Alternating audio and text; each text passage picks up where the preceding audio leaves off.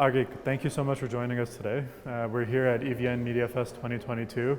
We just wrapped up our panel discussion on startup culture and what it means to disrupt the space.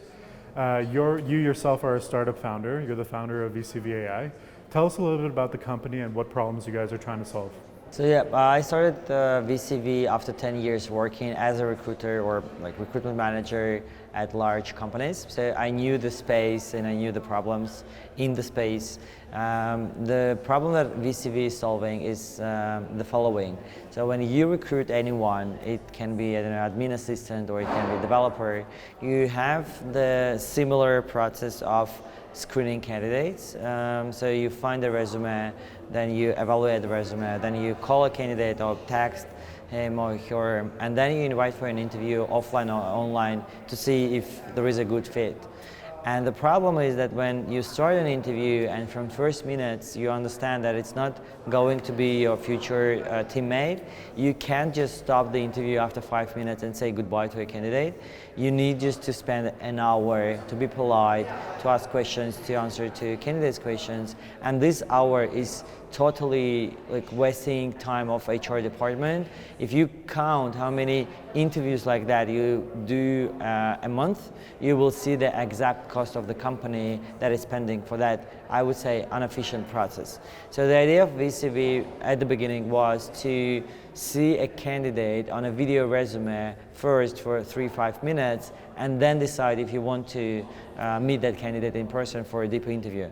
So the whole idea of VCV is that 3 minutes of video interview saves you an hour with non-relevant candidate. Right.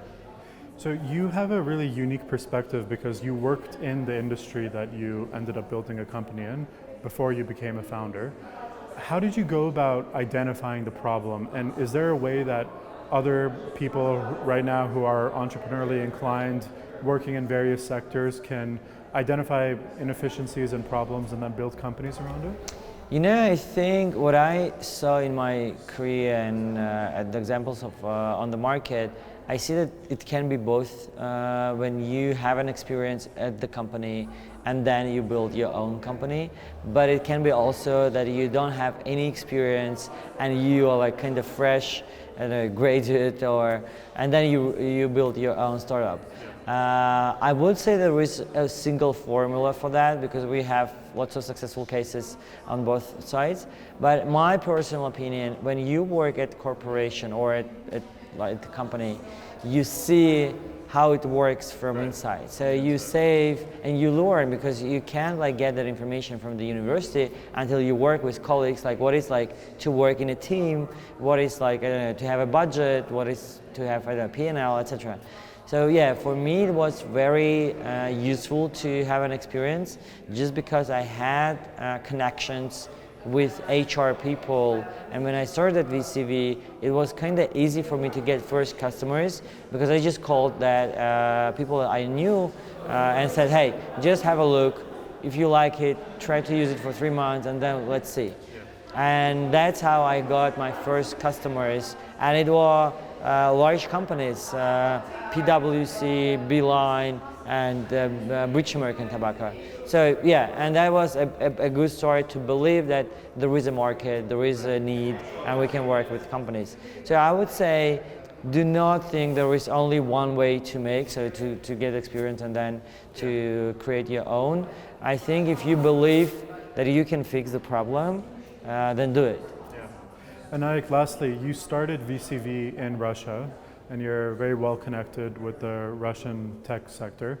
As we all know, over the last few months, because of the events happening in Russia and in Ukraine, many Russians, especially from the tech sector from there, have moved to Armenia.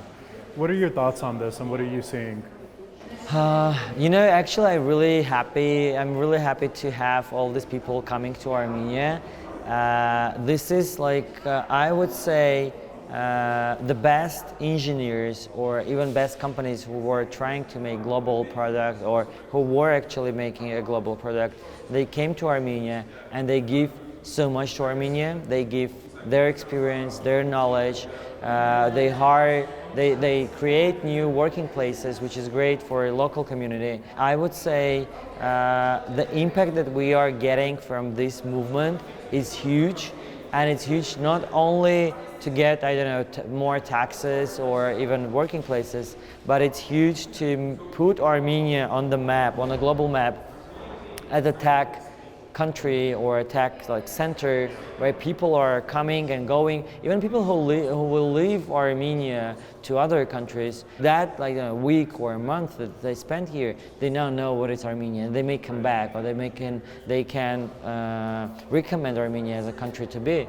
So yeah, I think the impact is huge, and I'm really happy to have all these people here, and also I have my own needs to have this communication, to have these events, bars, etc. And it's cool. Yeah, I'm really happy that they are coming. When here. you speak with maybe your friends or people you know that have come to Armenia, what do they say about, what are their first impressions of Armenia? What are their thoughts here? What everyone says, there are two things. First, we didn't know anything about Armenia, but it's a great country. And another thing, it's about people. Everyone says, and they are really surprised how kind Armenians are.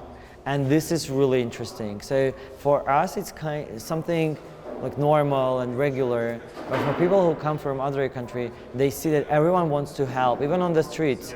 And this kindness towards everyone and towards kids. And yeah, I would say maybe these two things are really important, because when you live in Russia, you see Armenians in a different way, because it's your home, you accept Armenians as immigrants, and it's a bit different imagination or image of Armenians. But when you come to Armenia, it's totally different. That is very, I would say I feel really good when I hear what they say about Armenians and Armenia now. Arik, thank you so much for your time today. Thank you.